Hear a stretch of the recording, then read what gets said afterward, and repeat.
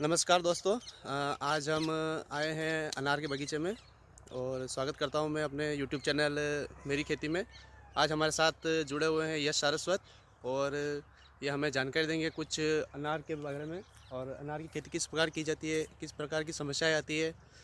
तो जुड़े रहिए हमारे साथ। आप हमें जानकारी दीजिए कि ये कितने साल के पौधे लगे हुए हैं और ये क्या अभी इसमें परिस्थितियाँ हैं, क्या क्या प्रॉब्लम आती है, क्या अभी इसका सुधार चल रहा है। अ, जी सर, नमस्ते। मेरा नाम यश सारस्वत है और ये अनार की सिंदूरी किस्म है। ये हमने करीब 4 साल पहले इसको लगाया था और आप देख सकते हैं 4 साल के पौधे की साइज़ क्या है। अभी इसमें बेसिकली फ्लावरिंग का टाइम है। फ्लावरिंग चल रही है। तो अभी जो है बेमौसम बारिश की वजह से इसमें जो ये है नई फूटान चालू हो गई है। तो हम इसको तोड़ने का काम कर रहे हैं, क्योंकि इसकी वजह से क्या है कि जो फ्लावरिंग जो ये निकल रही है इनको प्रॉपर पावर नहीं मिल पाती है निकलने के लिए। तो उसकी वजह से हमको इन्हें हटाना पड़ता है। जो इसके अलावा हमें ये भी ध्यान रखना होता है कि जैसे बारिश हुई है तो इसमें कौन कौन सी बीमारियाँ आ सकती है। अभी हम देख पा रहे हैं कि जो नई फूटान आ रही है उसके पत्ते ये मुड़ने लगे। तो इसमें हमें ध्यान रखना है कि कौन सा मच्छर लग रहा है क्या है, उसके अनुसार हमें दवाई का छिड़काव भी करना चाहिए। उसके अलावा हमें यह भी ध्यान रखना है कि फ्लावरिंग अगर निकल रही है तो मधुमक्खी वगैरह आती है इसको खिलाने के लिए, तो वो दवाई उनको असर नहीं करे।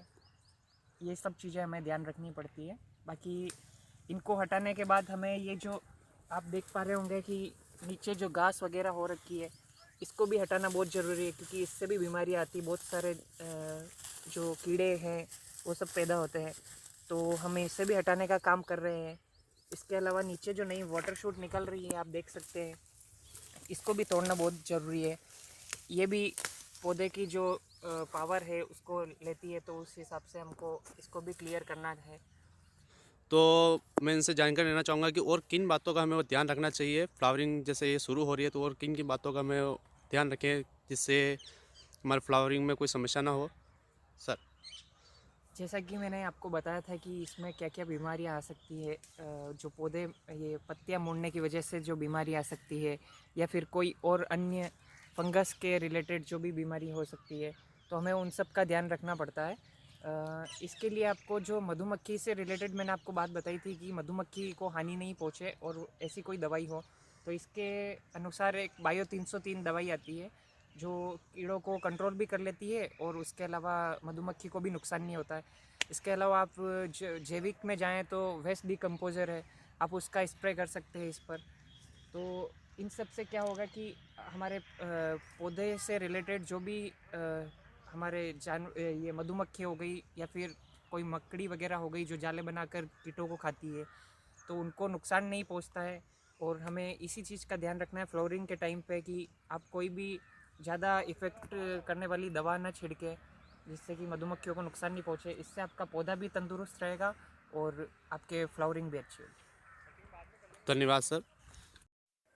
तो जब हमको जो जानकारी दी है उसके अनुसार जब बारिश अगर अनचाही बारिश हो जाती है और फ्लावरिंग अनार में जब शुरू हो जाती है तो इस समय जो एक्स्ट्रा पत्तियां आने लग जाती है उस प्रकार उसकी इस प्रकार से छटाई करके फ्लावरिंग को बढ़ाया जाता है, क्योंकि अगर ये पत्तियां अगर इस प्रकार फुटान करेगी तो पत्तियों पर ज़्यादा जोर रहेगा और फूलों की आवक कम रहेगी। तो इस प्रकार देख सकते हैं आप किस प्रकार एक्स्ट्रा आई हुई पत्तियों की जो अनचाही बारिश जो भी हुई है उसको इस प्रकार कम करते हैं। तो जुड़े रहे हमारे चैनल के साथ। धन्यवाद।